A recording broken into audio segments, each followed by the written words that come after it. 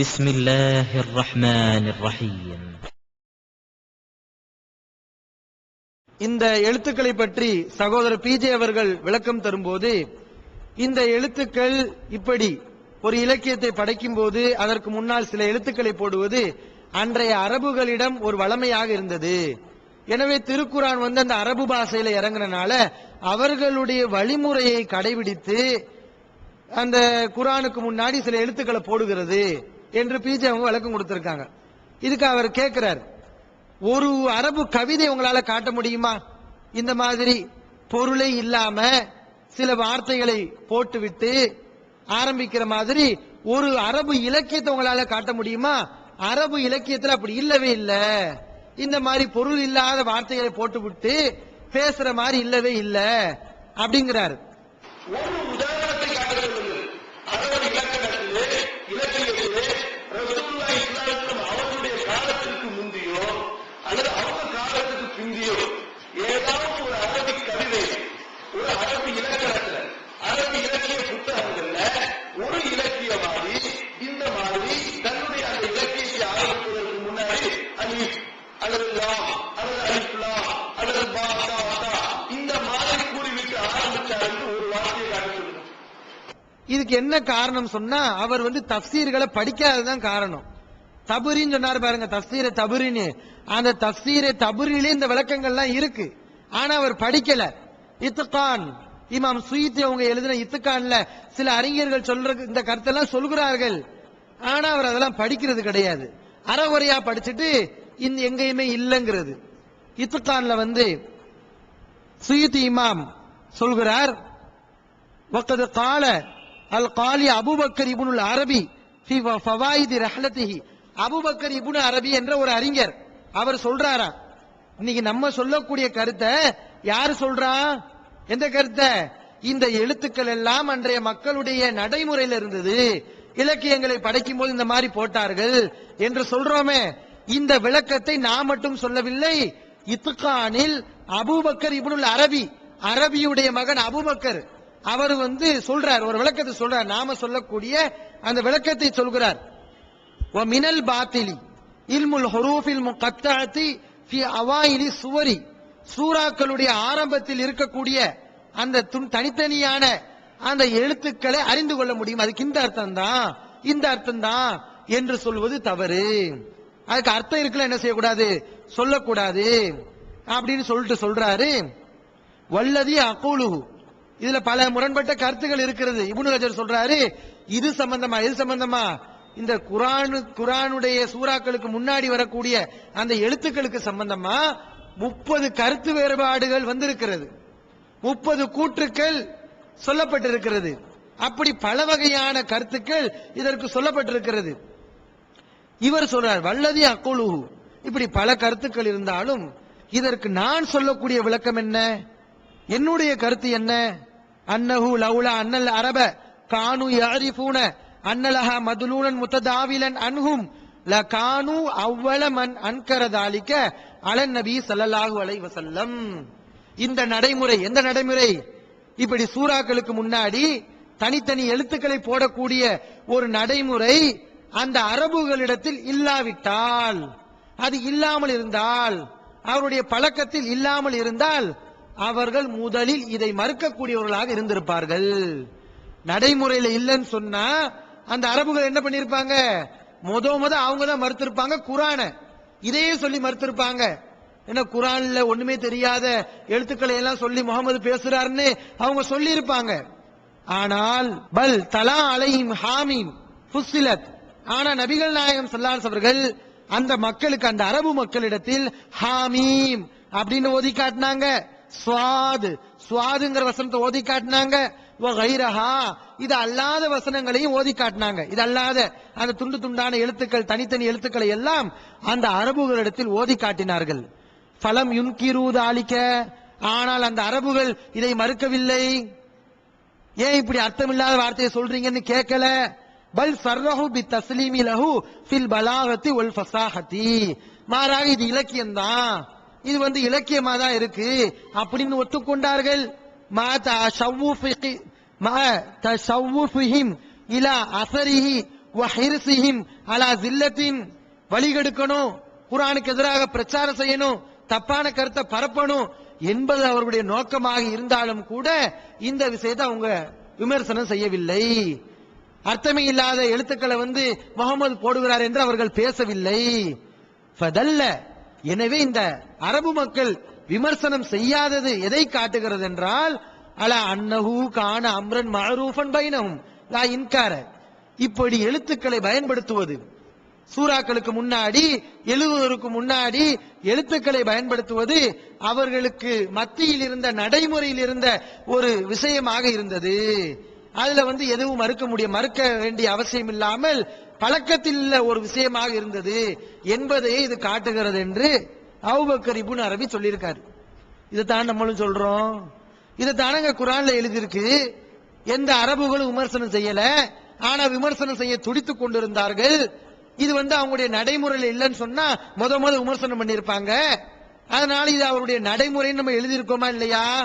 அதைத்தான் இப்னு அரபி சொல்லியிருக்காரு. அப்படியே இப்னு அரபியை நீங்க சும்மா விட்டீங்க. அவங்க அரபி தானே, அவர் அரபு தானே, அரபியில உள்ளவர் இந்த மாதிரி விளக்கம் கொடுத்திருக்காரு இல்லையா? அதையும் புறக்கணிக்கிறீங்க. அப்ப இந்த மாதிரி அவர்கள் ஒரு அடிப்படை இல்லாம அந்த குரோதத்தினால இந்த குர்ஆனை விமர்சனம் செய்து கொண்டிருக்கிறார்கள். இன்னும் ஒரு கேள்வி கேட்டாங்க, ஒரு கவிதையில் அப்படி காட்ட முடியுமா? இந்த மாதிரி அர்த்தமே இல்லாத எழுத்துக்களை போட்டு ஒரு கவிதையை காட்ட முடியுமா? பச்சை பொய் என்று சொன்னார்கள். இவர்கள் சொல்வதுதான் பச்சை பொய். இவர்களுக்கு தெரியவில்லை, இவர்கள் தப்சீர்களை படிக்கல, குர்ஆனை படிக்கல, இவர்களுக்கு தெரியாத காரணத்தினால எங்கேயுமே இல்லைன்னு ஆயிருமா? இருக்கிறது. தஃசீர் தொப்ரிலேயே சில அறிஞர்கள் சொல்கிறார்கள், இந்த எழுத்துக்கள்லாம் என்ன எழுத்துக்கள்? ஹுரூஃபுன் யஸ்தஃப்திஹுல்லாஹு பிஹா கலாமஹு, அல்லாஹ் ஆரம்பிக்கிறதுக்காண்டி இந்த எழுத்துக்களை போடுகிறான். அர்த்தம் கிடையாது, நோக்கம் இருக்கு. என்ன நோக்கம்? ஆரம்பம் அப்படிங்க காட்டுறதுக்காக வேண்டி அல்லாஹ் போடுகிறான் என்று சொல்லிவிட்டு அதற்கு ஒரு ஆதாரத்தையும் சொல்கிறார்கள் சில அறிஞர்கள், நாம சொல்லக்கூடிய கருத்தில் இருக்கக்கூடியவர்கள். வதாலிக ஃபீ கலாமில் அரபி, இப்படி அர்த்தம் இல்லாம ஆரம்பத்தில் இந்த மாதிரி எழுத்துக்களை போடுவது என்பது அரபுடைய கலாமிலே இருந்தது, அரபிகளுடைய பேச்சிலே இருந்தது. என்சுது ரஜுலு மின்ஹும் அஷ்அர, ஒரு கவியன் பாடி இருக்கிறான். ஃபயக்கூல், அவன் சொன்னான், பல் வ பல்தத்தின் மல் இன்சு மின் ஆஹாலிஹா வ யகூலு லா பல் மா ஹாஜ ஹஸானன் வ ஷஜ்வன் கத் ஷஜா, அப்படின்னு ஒரு கவிதை. இந்த கவிதையில பல்லுங்கிற வாசம் இருக்கு பாத்தீங்களா? இந்த பல்லுங்கிற வாசத்துக்கு அர்த்தம் கிடையாதுங்கிறாங்க. ஓ பல் என்பது லைசத் மினல் பைத்தி, இது இந்த பாடல்ல உள்ளது கிடையாது. வலாத்து அத்து ஃபி வஸனிஹி, அதனுடைய அமைப்புகள்ல எழுத்துக்கள்ல ஒன்றா இது கருதப்படாது அப்படின்னு சொல்றாங்க. இதுக்கு அர்த்தமே கிடையாது. ஆனா கவிதைக்கு முன்னாடி பல்லுங்கிற எழுத்த போட்டிருக்காங்க அப்படின்னு சொல்றாங்க. இது கவிதையில் இருக்கத்தானே செய்யுது. அர்த்தம் இல்லாத எழுத்துக்களை கவிதைகளை போட்டிருக்கத்தானே செய்யறாங்க. ஏன் இது உங்களுடைய கண்ணுக்கு தெரியலையா? அதே தஃசீர்ல தானே இருக்கிறது. இந்த கருத்தை நாங்க சொல்லக்கூடிய இந்த கருத்தை தஃசீர்கள் எழுதியிருக்காங்களா இல்லையா? அதையும் அரபிகள் குறிப்பிட்டு இருக்கிறார்கள். அப்ப இதையெல்லாம் மறைத்து விட்டார்கள். இது சத்தியமா? இது ஆய்வு செய்யக்கூடிய முறையா? இப்படி கொஞ்சத்தை மறைச்சு கொஞ்சத்தை சொன்னா இது உண்மையாயிருமா? மக்களே நியாயமான சிந்தனையுடன் சிந்திக்க வேண்டும். இன்னும் அவர் இன்னொரு ஒரு சந்தேகத்தை எழுப்புகிறார், ஒரு கேள்வி விமர்சனம் செய்கிறார். பிஜே ஒரு சீடியில பேசும்போது குத்து சண்டை போடக்கூடியவர், மல்யுத்தம் செய்யக்கூடியவர், கம்பு வச்சு அடிக்கக்கூடியவர், அந்த போட்டியில கலந்து கொள்றதுக்கு முன்னாடி சும்மா கம்ப சுத்துவாங்க, ஒரு ஆக்ஷன் பண்ணுவாங்கல்ல, அந்த மாதிரி அல்லாஹ் முன்னாடி ஒரு ஆக்ஷன் செய்யறான், முன்னாடி இந்த மாதிரி என்ன செய்யறான், எழுத்துக்களை போட்டு அல்லாஹ் அந்த மாதிரி போடுறான்னு பிஜே பேசினாராம். அவர் சொல்றாரு, பிஜே அப்படி பேசினாரு பாருங்க. பிஜே என்ன சொல்ல வர்றாருன்னா, அல்லாஹ் அந்த மாதிரி அவங்கள மாதிரி இந்த கம்பு சுத்துற மாதிரி மல்யுத்தம் செய்யற மாதிரி பாவலா காட்டிட்டு குரான் ஆரம்பிச்சிருக்கான் என்று பிஜே சொல்கிறார். அப்படி விமர்சனம் செய்யறாரு. அந்த சீட்ல இந்த மாதிரி அவர் ஒரு கேள்வி, ஒரு வாசகர் கேள்வி கேட்கும்போது அதுக்கு பதில் சொல்றாங்க. எப்படின்னு சொன்னா, எப்படி ஒரு குத்துச்சண்டை விளையாடுறதுக்கு முன்னாடி அவங்க ரெண்டு பேரும் பாவனை செஞ்சிருப்பாங்களோ, ஒரு கப்பு சண்டை விளையாடுறவங்க எப்படி கப்பு சண்டை விளையாடுறதுக்கு முன்னாடி ஒரு பாவனை செஞ்சிருப்பாங்களோ, ஒரு கராட்டை விளையாடுறவங்க கராட்டை விளையாடுறதுக்கு முன்னாடி ஒரு பாவனை, ஒரு இஷாரா செஞ்சிருப்பாங்களோ, அந்த மாதிரி தான் அல்லாஹ் பாவனை காட்டிட்டு குர்ஆனை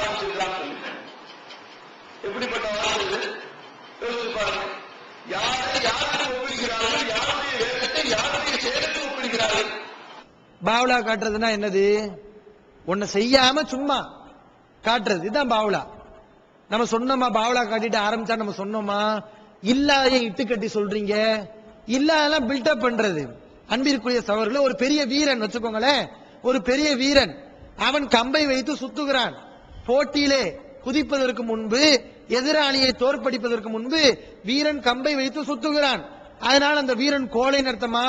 அவன் பாவலா கட்டிட்டு ஓடிடுவான் அர்த்தமா? கிடையாது. அது எதற்காக? ஒரு வீரத்துக்காக வேண்டி போட்டியில நான் குதிச்சு என்னமும் செய்ய தயார், என் கூட உன்னால போட்டி போட முடியுமா, ஒரு சவாலாக அப்படின்னு இருக்குதா இல்லையா? கம்பு அந்த மாதிரி முன்னாடி சுத்துறவன்லாம் கோழையா? ஏன் பாவலா காட்டிட்டா ஆரம்பிச்சிருக்கான்னு நாங்க சொல்லாதத எதுக்கு நீங்க சொல்றீங்க? இப்படி இல்லாததை எல்லாம் சொல்லி மக்களை குழப்புவது, இது அவருடைய வேலை. பாவலா கட்டிட்டு ஆரம்பிச்சிருக்கான்னு சொல்லி அவதூறு சொல்றது, அப்படி யாராவது சொல்லுவாங்களா?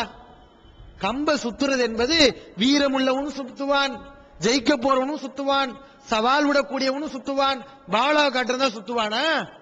இத கூட அவர் விளங்குறது கிடையாது. எப்படியாவது நம்மளை விமர்சிக்கணும், எதையாவது ஒண்ணு சொல்லணும் அப்படிங்கிறதுக்காண்டி சொல்றது. அல்லாஹ்வுக்கு சிறந்த உதாரணங்களை சொல்லலாம்.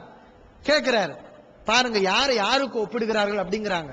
நாங்க என்ன உதாரணம் சொன்னோம்? அல்லாஹ்வை மட்டப்படுத்துறதுக்காக வேண்டிய உதாரணம் சொன்னோம். அந்த மாதிரி ஒரு மனிதர்கள் சவால் விடுற மாதிரி, கம்புகளை சுத்துற மாதிரி அல்லாஹ் என்ன செய்கிறான்? சவால் விடுற. நீ தானே சொன்னீங்க சவால் விடுறதுன்னு. மூணாவது ஒரு அர்த்தம் சொன்னீங்களா இல்லையா? மூணாவது அர்த்தம் சொன்னாரு, நான் கொண்டு வந்த மாதிரி நீங்கள் எந்த எழுத்துக்களை சொல்கிறீர்களோ அந்த எழுத்துக்களை வைத்துதான் இந்த குர்ஆனை உருவாக்கி இருக்கேன். அந்த மாதிரி நீங்கள் இந்த எழுத்துக்களை வச்சு இந்த குர்ஆனை மாதிரி கொண்டு வாருங்கள், பாருங்கள், கொண்டு வாருங்கள் அப்படியே அல்லாஹ் சவால் விடுகிறான் அப்படின்னு அவர் தான் ஒரு விளக்கம் கொடுத்தாரு. அதைத்தான் நம்மளும் சொல்றோம். அல்லாஹ் சவாலாக என்ன செய்யறான்? ஒரு மல்யுத்தத்துக்கு செல்லக்கூடியவர், ஒரு கம்பு விளையாட்டு ஈடுபடக்கூடியவர், முன்னாடி சவாலாக எதிராளியை பயப்படுத்தக்கூடிய விதத்துல அந்த மாதிரி சுரட்டுவார். அதனால பாவலா செய்பவர் என்ற அர்த்தம் இல்லை என்று உயர்ந்த உதாரணத்தை நம்ம சொல்லி இருந்தோம். அல்லாஹ்வுக்கு உயர்ந்த உதாரணங்களை சொல்லலாம். குர்ஆனை படிக்காத ஜாகில்கள் அல்லாஹ் என்ன சொல்கிறான்? வலில்லாஹில் மஸலுல் அலா, அல்லாஹ்வுக்கு உயர்ந்த உதாரணங்கள் இருக்கிறது என்று சொல்கிறான். இவரும் பேசுனதெல்லாம் நம்ம இந்த மாதிரி திருச்சி சொல்ல முடியும். இவர் இந்த மாதிரி உதாரணங்கள் இருக்காரு. அந்த எழுத்துக்களுக்கு அர்த்தம் இருக்கும், அர்த்தம் இல்லாம அல்லாஹ் பேச மாட்டான் அப்படிங்கிறதுக்காக வேண்டி இவர் சொல்லும் போது இவர் என்ன செய்யறாருன்னா, இந்த பிஜேங்கிற அந்த பேரை வந்து உதாரணமா காட்டுறாரு. பிஜேன்னு இருக்கு, இந்த பீக்குன்னு ஒரு அர்த்தம் இருக்குல்ல, ஜேக்குன்னு ஒரு அர்த்தம் இருக்க தானே செய்யுது. அப்ப எப்படி அலிஃப் லாம் மீமுக்கு அர்த்தம் இல்லாம இருக்கும் அப்படின்னு அவர் கேட்கிறாரு. இப்ப இவர்கள் வெளியிட்டிருக்கக்கூடிய தர்ஜுமாலேயே பி ஜைனுல் ஆபிதீன் என்று எழுதுகிறார்கள். இப்ப யாராவது ஒருத்தர் வந்துகிட்டு, என்னப்பா நீ பி ஜைனுல் ஆபிதீன் எழுதிருக்கிறீங்க, இந்த பிக்கு என்னப்பா அர்த்தம் இல்லாம எழுதிருக்கேன்னு கேட்பாங்களா? இந்த பி என்பதற்கு என்ன அர்த்தம்? இவர் தன்னுடைய தந்தையின் பெயரை குறிப்பிடுகிறார், இருக்கா இல்லையா? இப்ப நான் சொல்றேன், என் பேரு ஏ உமர் ஷரீஃப்னு சொல்றேன். என்ன அர்த்தம்? என்னுடைய அத்தா பேர் ஏ ஆரம்பிக்கும், அப்துல் சலாம் ஆரம்பிக்குது, அதனால ஏ போடும். இப்ப இது வழமையில் உள்ளது, வழக்கத்தில் உள்ளது, சஹாபாக்கள் இது விளங்கி. அது அவருக்கு எதிரான கேள்வி. இப்ப நம்ம என்ன செய்யலாம்? இவர் நம்ம மேல அவதூறு சொன்ன மாதிரி, பாருங்க பிஜே சொன்னா பீனா அது பிஜே உடைய வாப்பாவுடைய இன்சிலு, அது மாதிரி அலிஃப் லாம் வந்து அந்த அலிஃப் வந்து அல்லாஹ்வுடைய வாப்பாவுடைய இன்சில்னு சொல்லிட்டாரு. அப்படி நம்ம கூட என்ன செய்யலாம்? அதை விமர்சனம் செய்யலாம். ஆனா இது நியாயம் கிடையாது. இது விமர்சனம் வேணா செய்யலாம், மக்களை ஏமாத்துறதுக்கு இது பயன்படும். ஆனா மனசுன்னு ஒண்ணு இருக்கா இல்லையா, கல்புன்னு ஒண்ணு இருக்கா இல்லையா, மனசாட்சி ஒண்ணு இருக்கா இல்லையா, அது நமக்கு சொல்லுது இப்படி நம்ம விமர்சனம் செய்யக்கூடாது, இல்ல நம்ம சொல்லக்கூடாது. அப்ப வந்து பாருங்கள், நம்ம சொல்லாததை எல்லாம் சொல்லி விமர்சனம் செய்யக்கூடிய முறை இது வந்து அரபுகளுடைய நடைமுறையில் இருந்தது அப்படிங்கிறதுக்கு சில கேள்விகளை கேட்டிருந்தோம். என்ன கேட்டிருந்தோம்? இது வந்து நடைமுறை இல்லைன்னு சொன்னா அரபுகள் என்ன செஞ்சிருப்பாங்க? மறுத்து இருப்பாங்க அப்படின்னு சொன்னோம். அதுக்கு அவர் விளக்கம் கொடுக்கிறார். ரொம்ப ஆச்சரியமா இருக்கிறது. எவ்வளவு மோசமான விளக்கம்! அரபுகளுடைய நடைமுறையில் இருந்தா அதை நடைமுறை இருந்தனால அதை விமர்சனம் செய்யல. நடைமுறையில இல்லாம இதுக்கு அர்த்தமே இல்லாம அல்லாஹ் பேசி இருந்தா அரபுகள் விமர்சனம் பண்ணிருப்பாங்க, நம்ம எழுதி இருந்தோம். அதுக்கு இவர் மறுப்பு கொடுக்கிறாரு. எப்படி மறுப்பு கொடுக்கிறாரு? அரபிகள் தான் பொதுவாக விமர்சனம் பண்ணிட்டாங்கல்ல, அசாத்தீருல் அவ்வலின், இந்த குர்ஆன் வந்து முன்னோருடைய கட்டுக்கதை பொதுவா சொல்லிட்டாங்க. அப்படி இருக்கும்போது எதுக்கு தனித்தனியா சொல்லணும்? அலிஃப் லாம் மீம் அலிஃப் லாம் ரா இதை குறிப்பிட்டு சொல்லணுமா? அவங்க தான் பொதுவா சொல்லிட்டாங்களே அப்படிங்கிறாரு. அந்த காலத்தில் வாழ்ந்த மக்களை பொறுத்தவரை ஒட்டுமொத்தமாக அவர்கள் குர்ஆனை பார்த்து சொல்லிவிட்டு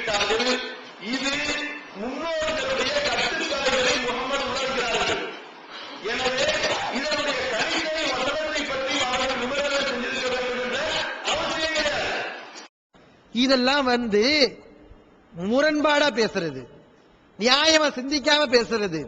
இதுல இருந்து கிரேட் எஸ்கேப் ஆறதுக்கு ஒரு அழகான ஐடியா நானே உங்களுக்கு சொல்லி தரேன். அதாவது வந்து குருடனாகவும் சப்பானியனாகவும் மூக்கு பெரியனாகவும் கால் உடைந்தனாகவும் கை உடைந்தனாகவும் கூணனு இது எல்லா குறையும் ஒரே ஆளுக்கு இருக்கும்ல, அவன் வரக்கூடாது அப்படின்னு சொல்லிட்டீங்கன்னா நல்ல ஐடியா. இதுல இருந்து தப்பிச்சிடலாம். நித்திய ஜீவனை அடையக்கூடிய வழி என்னன்னு கேட்டா காட்டி இதுதான் வழிங்கிறீங்க. இதுல நிறைய பொய் இருக்குன்னு கேட்டா ஆமா எங்களுக்கு தெரியுமே, மனித கரங்கள் விளையாடு இருக்கு ஆமா எங்களுக்கு தெரியுமே அப்படிங்கிறீங்க. அடுக்கடுக்கான கேள்வி கணைகளுக்கு அமைதி காத்த பாதிரியார்கள், படிக்க முடியாத பைபிள் வசனங்கள், கிறிஸ்தவர்களை திணற வைத்த விவாதம் ஒரு டிவிடியாக, விலை ரூபாய் 30 மட்டுமே, கொரியர் செலவு தனி. கிடைக்கும் இடம் டிஎன்டிஜே வீடியோ விஷன், எண் 30, அரண்மனைக்காரன் தெரு, மண்ணடி, சென்னை 1. செல் 9500168989. திருக்குரான் தமிழாக்கம் பி ஜெயினலாபிதீன். அனைவருக்கும் புரியும் எளிய நடை. தேவைப்படும் வசனங்களுக்கு தெளிவான விளக்கங்கள். கலை சொற்களின் விளக்கங்கள். திருக்குரான் எவ்வாறு அருளப்பட்டது, எவ்வாறு தொகுக்கப்பட்டது என்பது குறித்து முழுமையான விளக்கம். நபிகள் நாயகம் ஸல்லல்லாஹு அலைஹி வஸல்லம் காலம் முதல் இன்று வரை குர்ஆன் பாதுகாக்கப்பட்ட வரலாறு. திருக்குரான் இறைவனின் வார்த்தைகள் என்பதற்கான அடுக்கடுக்கான ஆதாரங்கள். முந்தைய பதிப்புகளை விட மெருகூட்டப்பட்ட செய்திகள், கூடுதலான பக்கங்கள், அழகிய வடிவமைப்பு, உயர்தரமான பைண்டிங். விலை ரூபாய் 300 மட்டுமே. வெளியீடு மூன் பப்ளிகேஷன், நம்பர் 83/3, முதல் மாடி, மூர்தரு, Mannadi, Chennai 1. Phone 65690810. TNTJ video vision, எண் 30, அரண்மனைக்காரன் தெரு, மண்ணடி, சென்னை 1. செல் 9500168989. முன்னோர்களுடைய கட்டுக்கதைகள் என்று சொன்னான். காபியர்கள் சொன்னார்கள். எப்படி சொன்னார்கள்? இணை வைப்பாளர்கள் அது வந்து ஆதாரத்தோட சொன்னாங்களா? அது அவருடைய யூகம், முன்னோருடைய கட்டுக்கதை என்று யூகமாக சொன்னார்கள். ஆனால் இப்படி அர்த்தம் இல்லாமல், அல்லாவுக்கு மட்டும் அர்த்தம் தெரிஞ்சு நமக்கெல்லாம் அர்த்தம் தெரியாம அல்லாஹ் பேசி இருந்தா அந்த அரபுகளுக்கு இதுக்கு சரியான சாக்கு, காரண காரியத்தோடு விமர்சனம் செய்ய ஒரு வாய்ப்பு இருக்கிறது. ஆனா முன்னோருடைய கட்டுக்கதை என்பது அவதூறு, அது ஆதாரம் இல்லாத கூற்று. ஆனால் இவர் பாருங்க அர்த்தம் இல்லாத பேசுறாரு அப்படிங்கறத வந்து ஆதாரத்தோட சொல்ல முடியும். ஏன்னா அர்த்தம் இல்லைன்னு சொல்றீங்களே, அல்லாஹ்வுக்கு மட்டும் தான் அர்த்தம் தெரியும், மனுஷங்களுக்கு அர்த்தம் தெரியாது சொல்றீங்க. அப்படி இருந்தால் அந்த காஃபிர் என்ன பண்ணிருப்பாங்க? இதை வாய்ப்பா பயன்படுத்தி கொண்டு அதை சொல்லி இருப்பாங்க. இன்னைக்கு பாக்குற எத்தனை விமர்சனம் செய்யக்கூடியவர்கள் பொதுவா அவதூறு சொல்லுவாங்க. ஆனா காரண காரியத்தோட குறை சொல்ல முடியும் என்று வரும்போது நம்ம தான் பொதுவா சொல்றோமே இவங்களை பொய்யர்னு அப்படின்னு விட்டுருவாங்களா? அந்த காரண காரியத்தோட குறை சொல்ல முடியும் சொன்னா அதைத்தான் எடுத்து சொல்லுவாங்க. நான் கேட்கிறேன், ஒரு பிஜே அவங்க எழுதின விளக்கத்துக்கு முஃப்தி உமர் என்ன பண்ணிருக்கணும்? இவர் இந்த விளக்கத்தை சொல்றாரு இல்லையா, இவர் என்ன பண்ணிருக்கணும்? பிஜே அவங்க சொல்றதெல்லாம் தப்பு அப்படின்னு சொல்லியிருக்கணும். ஆனா அவர் அப்படி சொன்னாரா? என்ன பண்ணாரு? எல்லாத்தையும் இவர் என்ன சொல்றாருன்னு எடுத்து போட்டு அது எப்படி தப்புங்கிறத விளக்குனாரா இல்லையா? நான் என்ன செய்யறேன்? முஃப்தி உமர் ஷரீப் அவங்க பேசுனது எல்லாமே தப்பு, குர்ஆன் ஹதீஸுக்கு மாற்றமா இருக்கு அப்படின்னு நான் சொல்லி முடிச்சிட்டேன். இதை வந்து ஏத்துக்குருவீங்களா? இதை ஏத்துக்குறாரு அவரு? பொதுவா சொன்னா எந்த அடிப்படையிலப்பா அப்படின்னு கேட்பீங்களா இல்லையா? அப்ப முஷ்ரிக்கீன்களுக்கு, இணை வைப்பாளர்களுக்கு காரண காரியத்தோட விமர்சனம் செய்ய வாய்ப்பு இருக்கும் போது இல்ல அதை விட்டுட்டு பொதுவா தன்னுடைய யூகத்தின் அடிப்படையில் சொன்னாங்களே அதுவே போதும் அப்படிங்கிறாரு. இது தப்பான என்னது பதிலு. இன்னும் அவர் சொல்றாரு தனித்தனியாக விமர்சனம் செய்ய வேண்டியது இல்லைங்கிறாருல்ல. நான் கேட்கிறேன், தனித்தனியாக விமர்சனம் செய்யலையா அந்த காபீர்கள், அந்த இணை வைப்பாளர்கள்? ஒட்டுமொத்தமா இது வந்து முன்னருடைய கட்டுக்கதைன்னு சொல்லிட்டு வாயப்பத்தி சும்மா இருந்துட்டாங்களா? தனித்தனியா விமர்சனம் செய்யலையா? விமர்சனம் செய்தார்கள். ஹதீஸை படிக்கவில்லை இவர்கள், படிச்சு மறைக்கிறார்கள், மக்களுக்கு சொல்லாமல் குழப்புகிறார்கள். ஹதீஸ்ல எப்படி இருக்கு? அந்த ரசூல் ஸல்லல்லாஹு அலைஹி வஸல்லம் அவர்கள் பைத்துல் முகத்தஸை முன்னோக்கி தொழுகிறார்கள். அதற்கு பிறகு காபாவை முன்னோக்கி தொழும்படி அல்லாஹ்விடமிருந்து கட்டளை வருகிறது. இதை அந்த இணை வைப்பாளர்கள் விமர்சனம் செய்கிறார்கள். மா வல்லாஹும் அன் கிப்லத்திஹிம் அல்லதி கானு அலைஹா, இதுக்கு முன்னாடி நீங்க தொழுது கொண்டிருந்த அந்த கிப்லாவை விட்டுவிட்டு இப்ப வேறொரு கிப்லாவை நோக்கி நீங்க தொழுகிறீங்களே, இதுக்கு என்ன காரணம்? ஏன் இப்படி செஞ்சீங்க அப்படின்னு இணை வைப்பாளர் விமர்சனம் பண்ணிருக்காங்க. தனித்தனியான விமர்சனம் பண்ணாங்களா இல்லையா? ஏன் இவர் சொல்ற மாதிரி அன்னைக்கு முன்னோருடைய கட்டுகள் கிறுக்கு பயலுக இது முகமதுக்கு சூனியம் முடிச்சிருக்கு, அவர் பைத்தியக்காரர், அதனால எல்லாத்தையும் செய்வாரு அப்படின்னு பொதுவா சொல்லிட்டு இருந்திருக்கலாமே. ஏன் இந்த பைத்துல் முகத்தஸ் சம்பவத்தை குறிப்பிட்டு கூறி ஏன் இப்படி செய்றீங்கன்னு ஏன் கேட்கணும்? இதே அவர்கள் குறிப்பிட்டு விமர்சனம் செய்யணும்? குறிப்பிட்டு விமர்சனம் செய்ய வேண்டியது இல்லையா? பாருங்க என்ன விளக்கம் பாருங்கள். இனி அடுத்து ஒரு விளக்கம். ஏன் பதில் சொல்ல முடியல, ஏன் அந்த அரபுகள் விமர்சனம் செய்யலன்னு சொன்னா, அந்த இணை வைப்பாளர்கள் எல்லாம் குரானை கேட்காதவங்களா இருந்தாங்க. இந்த குரானை கேட்காதீங்கன்னு சொன்னாங்க, காதுகள்ல விரல அடைச்சுக்கிட்டு இருந்தாங்க. அதனால இந்த அலிஃப்லாமீம் அலிஃப்லாம்ரா இதெல்லாம் அவங்களுடைய செவிக்குள்ள புகுந்து அவங்க இத மறுத்திருக்க வாய்ப்பு கிடையாது, அவங்களுடைய காதுகளுக்கே போகாம இருந்திருக்கலாம் அப்படிங்கிறாரு. அந்த காலத்தில் வாழ்ந்த காவிர்கள் இந்த குரானை கேட்கவே கேட்காதீர்கள், இதை செவிமடுக்காதீர்கள். எங்கேயாவது ரசூலுல்லாஹி ஸல்லல்லாஹு அலைஹி வஸல்லம் ரலியல்லாஹு அன்ஹு குரானை ஓதி காட்டினால் தங்களுடைய காதுகளை வைத்துக் கொள்வார்கள், அல்லது அங்கே கூச்சல் போட ஆரம்பித்து விடுவார்கள், அங்கே கருவில் போட ஆரம்பித்து விடுவார்கள். அந்த குரானை மக்கள் கேட்கக்கூடாது என்பதற்காக. எனவே இது போன்ற ஆயத்துகளையும் அவர்கள் கேட்டிருக்க வேண்டும், அவர்கள் அங்கே ஆராய்ச்சி செய்திருக்க வேண்டும். அப்போதுதான் இதற்கு ஏதோ ஒரு அர்த்தம் இருக்கிறது என்று நாம் விளங்கிக் கொள்ள வேண்டும். இந்த மாதிரியான வாதம் இருக்கிறதே அடிப்படையற்ற வாதம். இது எவ்வளவு பெரிய தப்பு. சஹாபாக்கள்லாம் இஸ்லாத்துக்கு வந்தாங்களா இல்லையா? அவங்க எப்படி வந்தாங்க? இணை வைப்பாளர்களாக இருந்து விட்டு பிறகுதான் இஸ்லாத்துக்கு வந்தார்கள். இவர் சொல்றாரு அந்த காஃபிர்கள் இணை வைப்பாளர் குரானை கேட்காதவங்களா இருந்தாங்க, காதை அடைச்சுக்கிட்டாங்க அப்படிங்கிறாரு. சஹாபாக்கள் எப்படி இஸ்லாத்துக்கு வந்தாங்க? எப்படிங்க இஸ்லாத்துக்கு வந்தாங்க? குரானை கேட்டுதானே வந்தாங்க. அப்ப எவ்வளவு பெரிய மோசமான கருத்தை சொல்கிறார், குரானை கேட்கவே இல்லைங்கிறாரு. எவ்வளவு பெரிய மோசமான கருத்து. அந்த குரானுடைய அந்த கருத்துக்கள்ல மயங்கி எத்தனையோ சஹாபாக்கள் இஸ்லாத்துக்கு வந்தார்கள். ஆனா அந்த காபீர்கள்லாம் குரானை கேட்கல, காதுல பஞ்ச வச்சு அடிச்சுக்கிட்டாங்க. ஹதீஸ்கள்ல பாக்குறோம், குரான் வசனத்துல பாக்குறோம், அல்லாஹ் தெளிவாகவே சொல்ல. ஏதோ 1-2 பேர் அப்படி இருந்தா மறுக்கல. காதை பொத்தி கொண்டு குரானை கேட்க கூடாது என்று சொன்னவர்களும் இருந்தார்கள். எல்லா பேரும் அப்படி இருந்தாங்களா? அதுதான் கேள்வி. குரான் வசனத்தை பாருங்கள். அல்லாஹ் சொல்கிறான் 21வது அத்தியாயம் 2வது வசனம், மா யஅதீஹிம் மின் ذிக்ரின் மின் ரப்பிஹிம் முஹ்தஸின் இல்லஸ்தமஊஹு வஹும் யல்அபூன். அவர்களுடைய அந்த இணை வைப்பாளருடைய இறைவனிடமிருந்து அவர்களுக்கு உபதேசம் வந்த போதெல்லாம் அதை அவர்கள் கேட்டார்கள். அல்லாஹ் சொல்கிறான் முகம்மது சொன்ன உபதேசத்தை எல்லாம் இந்த என்னிடமிருந்து அல்லாஹ்வை என்னிடமிருந்து உபதேசங்கள் வந்த போதெல்லாம் இந்த இணை வைப்பாளர்கள் கேட்கத்தான் செய்தார்கள். வஹும் யல்அபூன், விளையாடி கொண்டு கேட்கத்தான் செய்தார்கள் அப்படின்னு அல்லாஹ் சொல்றான். இவர் கேட்கலன்னு சொல்றாரு. அல்லாஹ் சொல்றதை நீங்க எடுப்பீங்களா? இல்ல குரானை படிக்காத இந்த குழப்பவாதிகள் சொல்றதை நீங்க எடுப்பீங்களா? இது ஒண்ணு. அடுத்து இன்னொரு வசனம் 45வது அத்தியாயம் 8வது வசனம். அதிலே அல்லாஹ் சொல்கிறான் யஸ்மஉ ஆயாத்தில்லாஹி துத்லா அலைஹி சும்ம யுஸிரு முஸ்தக்பிரன் கல்லம் யஸ்மஅஹா.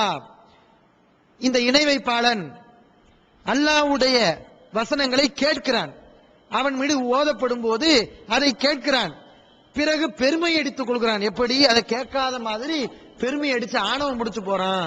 ஆனா அவனிடத்தில் வசனம் ஓதப்பட்ட போது அதை கேட்கிறான் என்று அல்லாஹ் சொல்கிறான். இவர் சொல்றாரு இல்ல அந்த இணை வைப்பாளர்கள் கேட்கலன்னு சொல்றாரு. இன்னும் பார்க்கிறோம் وَمِنْهُمْ مَنْ يَسْتَمِعُ إِلَيْكَ حَتَّى إِذَا خَرَجُوا مِنْ عِنْدِكَ. நபியே அந்த இணை வைப்பாளர்கள்ல சில பேர் உன்னிடத்தில் செவிதாழ்த்தி கேட்கக்கூடியவர்களும் இருக்கிறார்கள். உன்னிடமிருந்து அவர்கள் வெளியேறிவிட்டால் கல்வியாளர்களை பார்த்து சொல்கிறார்கள் மாதா கால ஆனிஃபா, இப்போது இவர் என்ன சொன்னார் அப்படிங்கிறாரு. ஆனா கேட்கிறாங்க, ஓண்ட இருக்கும்போது நல்லா கேட்டுக்கிட்டு இருக்காங்க. ஆனா ஓண்ட இருந்து போனதுக்கு பின்னாடி கேலி செய்யும் விதமாக இவர் என்ன சொன்னாரு அப்படின்னு கேட்கிறாங்க அப்படின்னு அல்லாஹ் சொல்றான்.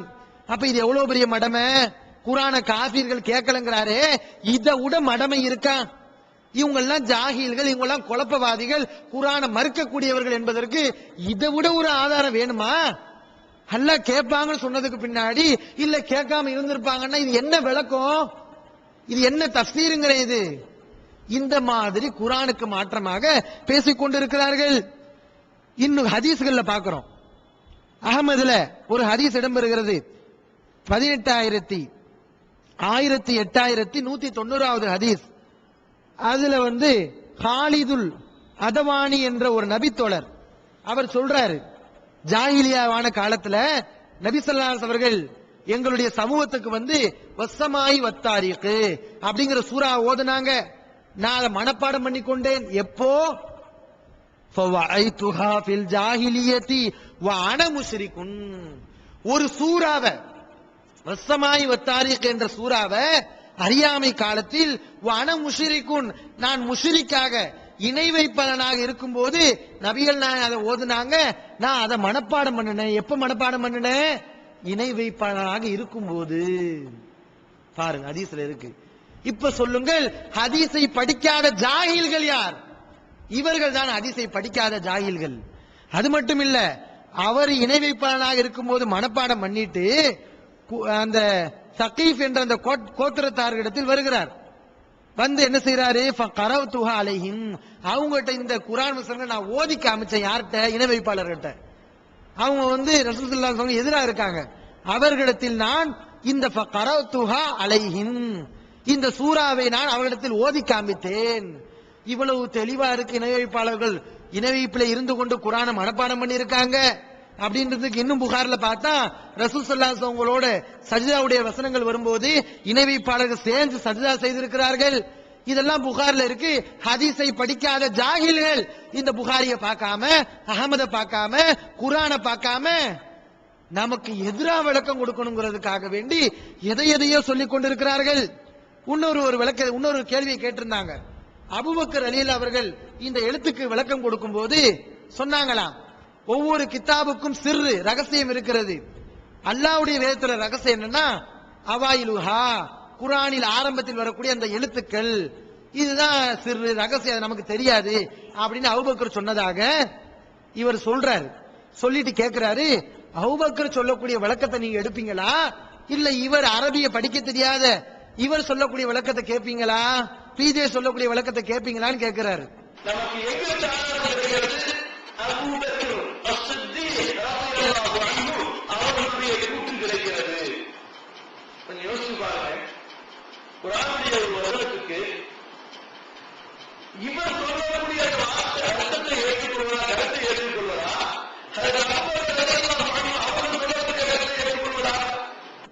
அபூபக்கர் முதல்ல சொன்னாரா? அதுக்கு எங்க சனது இருக்கிறது?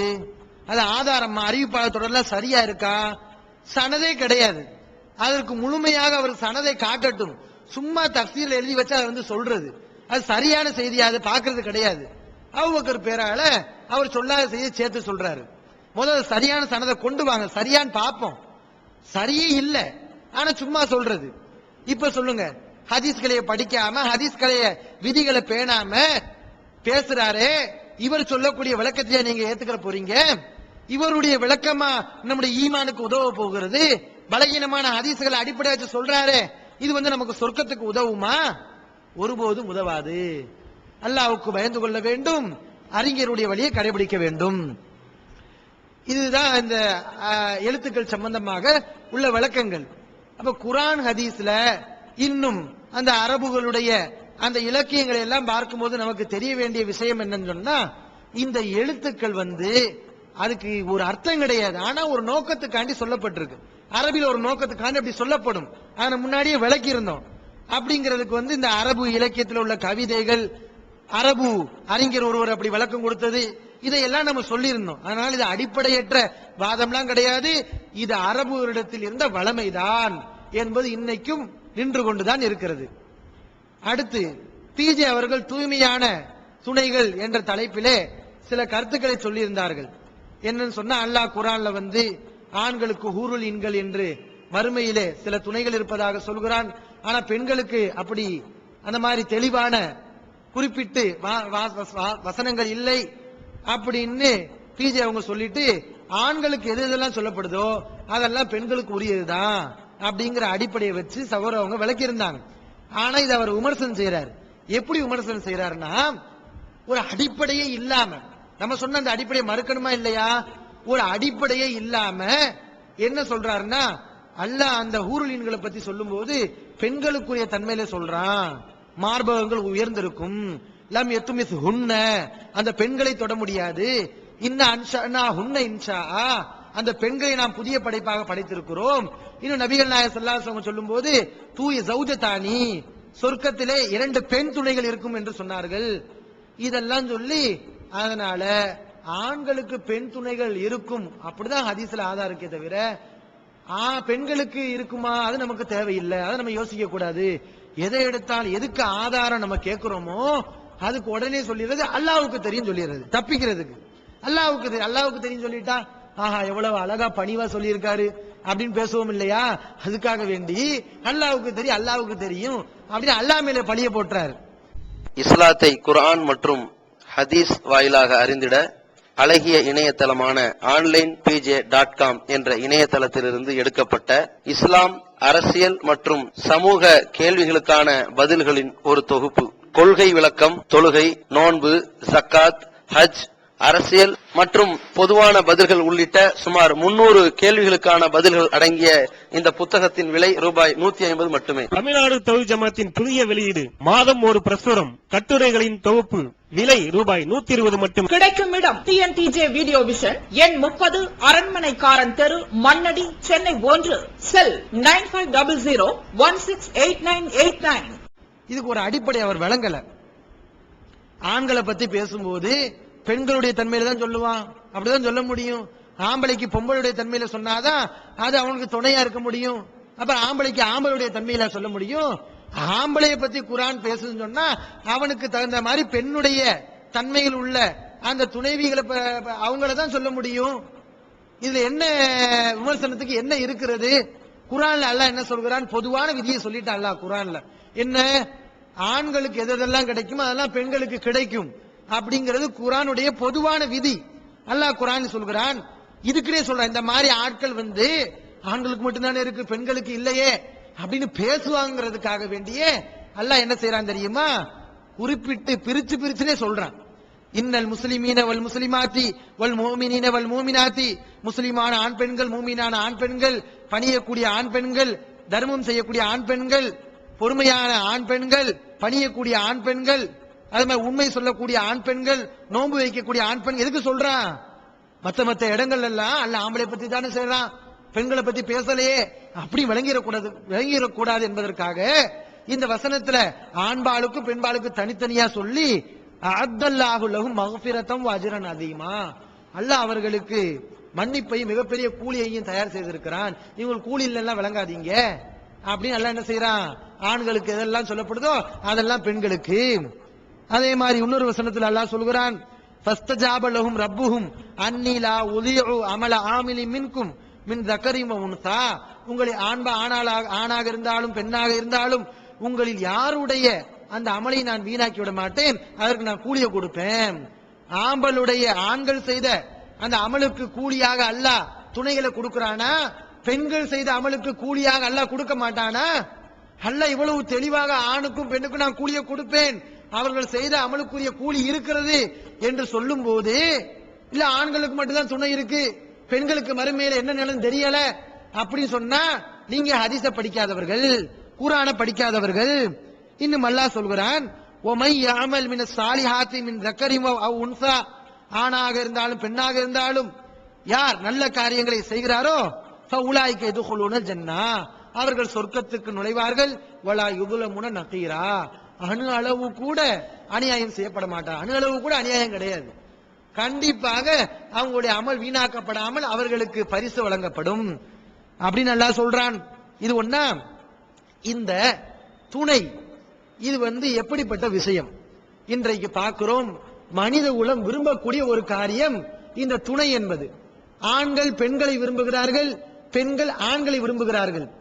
ஆண்கள் திருமணம் செய்யாவிட்டால் அவர்களுக்கு கஷ்டம்தான், பெண்களும் திருமணம் செய்யாவிட்டால் அவர்களுக்கும் கஷ்டம்தான். இப்படித்தான் அல்லாஹ் படைத்திருக்கிறான். மனிதர்கள் விரும்பக்கூடிய ஒரு விஷயம், இந்த துணையை மனிதர்கள் விரும்புகிறார்கள். இது சொர்க்கத்துடைய ஒரு பாக்கியம், அல்லாஹ் பாக்கியமாக சொல்கிறான். இந்த பாக்கியம் பெண்களுக்கு கிடைக்காது என்று சொல்வதற்கு இவர்களுக்கு என்ன அதிகாரம்? இவர்களுக்கு யார் அந்த அதிகாரத்தை கொடுத்தது? சொர்க்கத்தில் கிடைக்கக்கூடிய ஒரு பாக்கியம், மனிதர்கள் விரும்பக்கூடிய ஒரு பாக்கியம், மிகவும் விரும்பக்கூடிய ஒரு பாக்கியம். இது ஆண்களுக்கு மட்டும்தான், பெண்களுக்கு கிடைக்காது, அது என்னன்னு தெரியல என்று சொல்ல இவர்களுக்கு யார் அதிகாரம் கொடுத்தது? அல்லாஹ் குர்ஆன்ல என்ன சொல்கிறான்? வலக்கும் ஃபீஹா மா தஸ்தஹி அன்ஃபுசுக்கும், சொர்க்கத்திலே உங்களுடைய உள்ளம் எதை விரும்புகிறதோ அது கிடைக்கும். வலக்கும் ஃபீஹா மா தத்தஊன், நீங்கள் எதையெல்லாம் வேண்டும் என்று நினைக்கிறீர்களோ அதுவெல்லாம் கிடைக்கும் அப்படின்னு அல்லாஹ் சொல்றான். நான் கேட்கிறேன், இந்த உலகத்துல எந்த பெண்ணாவது எனக்கு துணை வேண்டாம், நான் காலமுறை இப்படி இருந்துக்கிறேன் என்று சொல்வாளா? உண்மையில் அந்த ஆசை உள்ள பெண் எவளும் சொல்ல மாட்டாள். கல்யாணம் ஆகலையே என்று பல பெண்கள் ஏங்கிக் கொண்டிருக்கிறார்கள். ஆண்கள் விரும்புவதை போல பெண்களும் விரும்புகிறார்கள். உள்ளம் விரும்புவதெல்லாம் உங்களுக்கு தரப்படும் என்று அல்லாஹ் சொல்லும் போது, இல்லை இந்த பெண்களுக்கு துணைகள்லாம் கிடைக்காது, ஆதாரம் கிடையாது இப்படின்னு சொல்ல இவங்க யாரு? அல்லாஹ் அப்படி மனுஷன் விரும்புறதெல்லாம் தருவேன்னு சொல்லும் போது, இல்ல தெரியாது என்று சொல்லவில்லை. யாரு தெரியாதே சொல்லக்கூடாது. அல்லாஹ் சொல்லிட்டான்ல, விரும்புறதை எல்லாம் நான் தருவேன் என்று அல்லாஹ் சொல்லி இருக்கிறான். ஆனால் மனிதர்கள் விரும்பக்கூடிய இது பெண்களுக்கு கிடைக்குமா என்று தெரியவில்லை என்று இவர்கள் சொல்கிறார்கள். அவர் சொல்றாரு, கேட்கிறார், ஹதீஸ்கள்ல ஒரு ஆதாரத்தை கூட காட்ட முடியாது. எப்படி பெண்களுக்கு மறுமையில துணைகள் உண்டு என்று ஹதீஸ்ல ஒரு ஆதாரத்தை கூட காட்ட முடியாது அப்படின்னு கேட்கிற. ஏன் காட்ட முடியாது? குர்ஆனை நீங்க எடுத்துக்கொண்டீர்கள் என்று சொன்னால் எத்துணை இடங்களில் அல்லாஹ் குறிப்பிடுகிறாரோ எல்லா இடங்களிலுமே சொர்க்கத்தில் சொல்லப்படக்கூடிய பெண்களை பொறுத்து சொர்க்கத்தில் சொல்லப்படக்கூடிய துணை இருக்கிறார்களா, இதை பொறுத்தவரை பெண்கள் என்றே அல்லாஹ் குறிப்பிடுகிறார். குர்ஆனுடைய எந்த ஒரு வசனத்திலிருந்தும் எப்படி ஆண்களுக்கு துணை இருக்கிறதோ அது போன்று பெண்களுக்கு துணை இருக்கிறது என்று நிரூபிக்க முடியாது. அது மட்டுமல்லாமல் ஹதீஸ்களிலும் நிரூபிக்க முடியாது. ஹதீஸ்களை கொஞ்சம் சொல்லி கொஞ்சத்தை மறைக்கக்கூடிய ஆட்கள் நீங்கள். அதனால உங்க கையில இருந்து வராது, உங்க வாயில இருந்து வராது. ஆனா ஹதீஸ்கள்ல இருக்கிறது. எப்படி இருக்கிறது? இவர் சொன்ன ஹதீஸ்ல இருக்கு. இவர் ஒரு ஹதீஸ சொன்னார். மறுமை நாள்ல முத சொர்க்கத்துக்கு போகக்கூடியவங்க எப்படி இருப்பாங்க? சந்திரனுடைய வடிவத்தில் வெளிச்சத்தில் இருப்பாங்க. அவங்க ஒவ்வொருவருக்கும் ஜௌஜதானி 2 துணைகள் வழங்கப்படும், 2 மனைவிமார்கள் கொடுக்கப்படுவார்கள் அப்படின்னு சொன்னார். இதுவரைக்கும் தான் சொன்னார். ஆனா இதுக்கு பின்னாடி ஒரு வாசகம் இருக்கிறது, அதை அவர் சொல்லல. சஹீஹ் முஸ்லிம்ல அந்த ஹதீஸ் இடம்பெறுகிறது 5962. அதுல நபிகள் நாயகம் ஸல்லல்லாஹு அலைஹி வஸல்லம் சொல்றாங்க, உமா ஃபில் ஜன்னதி அஸாப், உமா ஃபில் ஜன்னதி அஸாப், சொர்க்கத்திலே அஸப் கிடையாது. அஸப்னா யாரு? கல்யாணம் முடிக்காத ஆட்களே சொர்க்கத்துல கிடையாது, துணை இல்லாத ஆட்களே சொர்க்கத்துல இல்லை அப்படி நபிகள் நாயகம் ஸல்லல்லாஹு அலைஹி வஸல்லம் சொல்றாங்க. சொர்க்கத்தை துணை இல்லாமல் யாரும் இருக்க மாட்டார்கள், துணை இருக்கும் அப்படி நபிகள் நாயகம் சொல்லி இருக்கும் போது, இல்ல பெண்களுக்கு தெரியலண்டா, நபிகள் நாயகம் சொல்லி இருக்காங்களே மாஃபில் ஜன்னதி அஸப், சொர்க்கத்திலே துணை இல்லாத ஆள் யாரும் இல்லை என்று சொல்லி இருக்கிறாங்க. ஹதீஸை படிக்காத ஜாகில்கள், ஒண்ணுமே தெரியல, ஒரு ஹதீஸையும் படிக்கல, சும்மா படிக்காம நான் ஆய்வு செய்யறேன்னு சொல்லி உளறி தள்ளி இருக்கிறார்கள். என்னது இது? ஹதீஸ்ல இருக்கே, முஸ்லீம்ல இருக்கே, துணை இல்லாம யாருமே இருக்க மாட்டாங்கன்னு. இதுல சவால் வேற. எப்படி சவாலு?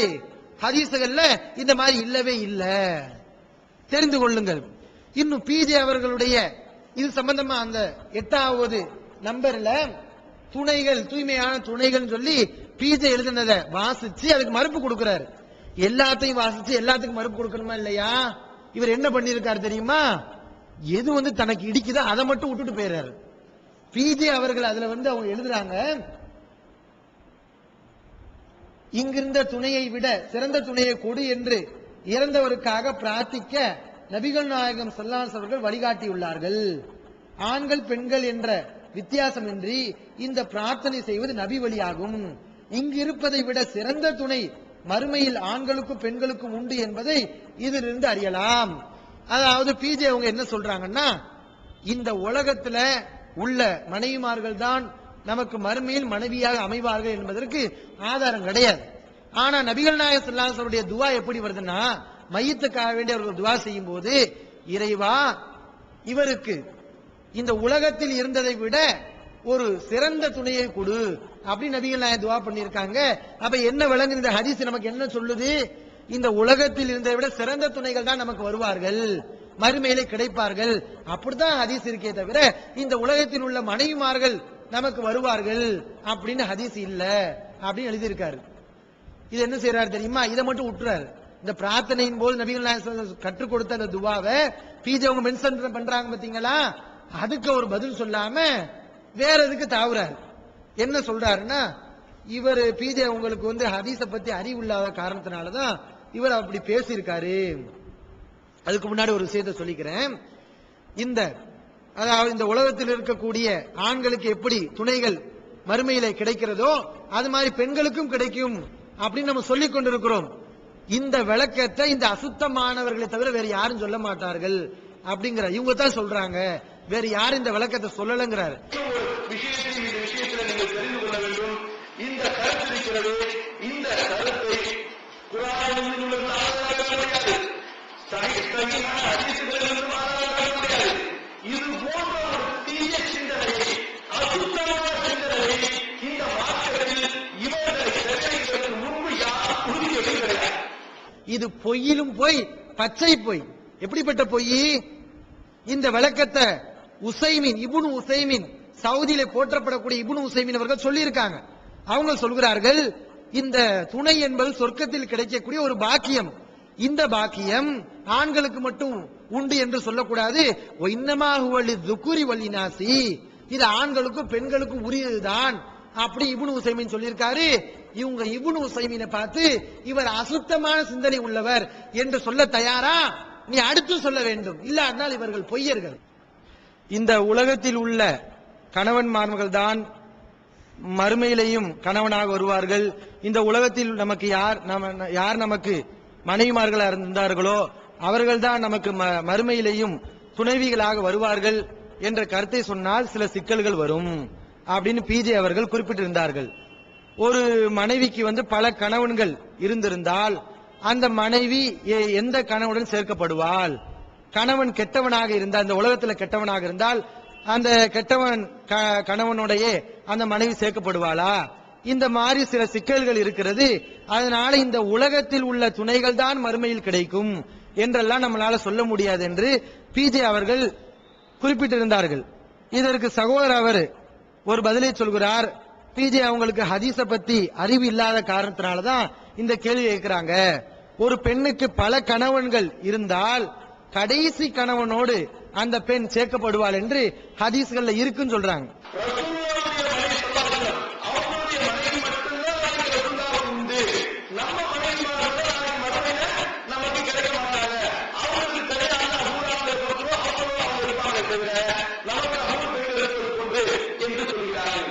இப்ப இவர்களுக்கு ஹதீஸினுடைய இல்மு இல்லாத காரணத்தால், ஹதீஸை பற்றி உண்டான கல்வியாளர் இல்லாத காரணத்தால் இப்படிப்பட்ட உணர்வுகளை உணர்கிறார்கள். அதுக்கு சில செய்திகளை அவங்க எடுத்து காட்டுறாங்க. அல் மரஅத்துலி ஆஹிரி அஸ்வாஜிஹா, மனைவி பெண் அவளுடைய கணவன்மார்கள்ல யார் கடைசி கணவனாக அவளுக்கு இருந்தாலோ அவருடன் அவள் சேர்க்கப்படுவாள் அப்படிங்கிற சில ஹதீஸ்களை எடுத்து காட்டி, இப்படி ஹதீஸ்ல இருக்கதான் செய்யுது, ஹதீஸை இவங்க படிக்காதனால தான் இந்த மாதிரி கேள்வி கேட்கிறாங்க அப்படின்னு கேட்டார். ஹதீஸ் படிக்காமலாம் இருக்கல, படிக்கதான் செஞ்சிருக்கோம். இப்படி ஒரு ஹதீஸ் இருக்குன்னு தெரியும், ஆனா சையா இருக்கணுமே, சஹீஹா இல்ல, பலகீனமான செய்தியாக இருக்கிறது. இந்த ஹதீஸ் தொடர்பாக அப்பாஸ் பின் சாலிஹ் என்பவர் இடம்பெறுகிறார். இவருக்கு இவர் யாரு என்னன்னு தெரியல. இஸ்மாயில் பின் சுராரா, இவரை யார் நல்லவர்னு சொன்னாங்க அது தெரியல. அது மாதிரி சில அபு தர்தா உம்மு தர்தாவுடைய சம்பவங்கள், ஹுதைஃபா ரலியல்லாஹு அவருடைய சம்பவங்கள் அதெல்லாம் சொன்னாங்க, சஹாபாக்களுடைய கூற்றுக்களாக சொன்னாங்க. அதுவும் பலகீனமாகத்தான் இருக்கிறது. இவங்க இது சம்பந்தமாக சொன்ன எந்த செய்தியும் சரி கிடையாது. அபூபக்கர் இப்னு அபி மரியம் அப்படிங்கிறவர் வர்றாரு. இந்த மாதிரி இது சம்பந்தமாக வரக்கூடிய எல்லா ஹதீஸ்களும் பலகீனமாக இருக்கிறது. அவ பலகீனமாக இருக்கும்போது ஒரு பெண்ணுக்கு பல கணவன் இருந்தால் கடைசி கணவனுடன் சேர்க்கப்படுவாள் என்று எப்படி சொல்ல முடியும்? அதனாலதான் நம்ம கேள்வி எழுப்பியிருந்தோம், பல கணவன்கள் இருந்தால் எந்த கணவனுடன் சேர்க்கப்படுவாள் தெரியுமா? நமக்கு தெரியாது. அதனால இந்த உலகத்தில் உள்ள துணைகள் தான் மறுமையில் அமைவார்கள் என்று சொன்னால் சில பிரச்சனைகள் வரும் என்று பிஜே அவர்கள் குறிப்பிட்டிருந்தார்கள். இந்த ஹதீஸ் தெரியலாம் சொல்ல முடியாது, தெரியும், பலகீனமான செய்தி. இப்படி பலகீனமான செய்திகளை ஆதாரமாக வைத்து அவர் ஆய்வை உருவாக்கி இருக்கிறார். அந்த கருத்துக்களை மக்களிடத்தில் சொல்லி குழப்பி இருக்கிறார். மக்கள் இந்த விஷயத்தில் விழிப்புணர்வுடன் இருக்க வேண்டும். சத்திய கருத்துக்களை பின்பற்ற வேண்டும். எல்லாம் வல்ல இறைவன் நம் அனைவருக்கும் நேர்வழி காட்ட போதுமானவன். அஸ்ஸலாமு அலைக்கும். தமிழ்நாடு தௌஹீத் ஜமாஅத்தின் ஆதரவற்றோர் இல்லம் இறைவனுக்கு செய்ய வேண்டிய கடமைகளுக்கு அடுத்தபடியாக பெற்றோரை பேணுவது பற்றி இஸ்லாம் அதிகமாக வலியுறுத்துகிறது. பெற்றோரை பேணாதவர்கள் மறுமையில் வெற்றி பெற முடியாது என்று இஸ்லாம் அறிவுறுத்துகிறது. ஆயினும் இஸ்லாத்தின் இந்த கட்டளையை சில முஸ்லிம்கள் அலட்சியம் செய்து பெற்றோரை வீட்டை விட்டு விரட்டுகின்றனர். பெற்றோரை பிச்சைக்காரர்களாக மாற்றுகின்றனர். இந்த அவல நிலைக்கு பரிகாரம் காணும் வகையில் முதியோர் ஆதரவு இல்லத்தை தமிழ்நாடு தௌஹீத் ஜமாஅத் நடத்துகிறது. தாயன்புடன் உணவு, உடை, மருத்துவம் உள்ளிட்ட 24 மணி நேரமும் செவிலியருடன் கூடிய பராமரிப்பு மற்றும் தனி ஆம்புலன்ஸ் வசதி இவை அனைத்தும் முற்றிலும் இலவசமாக செய்து தரப்படுகிறது. அனாதைகளை அரவணைப்பவரும் நானும் சொர்க்கத்தில் இணைந்திருப்போம் என்ற நபிகள் நாயகம் ஸல்லல்லாஹு அலைஹி வஸல்லம் அவர்களின் அமுத மொழியை ஏற்று அனாதைகளை அரவணைக்கும் இல்லமும் தமிழ்நாடு தௌஹீத் ஜமாஅத் நடத்தி வருகிறது. இப்பணியை தொடர்ந்து செய்திட உங்கள் நன்கொடைகளையும் ஜகாத்தையும் தாராளமாக வாரி வழங்குமாறு கேட்டுக்கொள்கிறோம். உங்களது நன்கொடைகளை டிடியாகவோ செக்காகவோ மணி ஆர்டராகவோ அனுப்பலாம். டிடி அனுப்புபவர்கள் தமிழ்நாடு தௌஹீத் ஜமாஅத் வங்கி கணக்கு எண் 7882748227 இந்தியன் வங்கி மண்ணடி கிளை என்ற பெயரில் எடுத்து அனுப்ப வேண்டிய முகவரி தமிழ்நாடு தௌஹீத் ஜமாஅத் மாநில தலைமையகம் 30 அரண்மனைக்காரன் தெரு மண்ணடி சென்னை 1. போன் 044252152226. Allah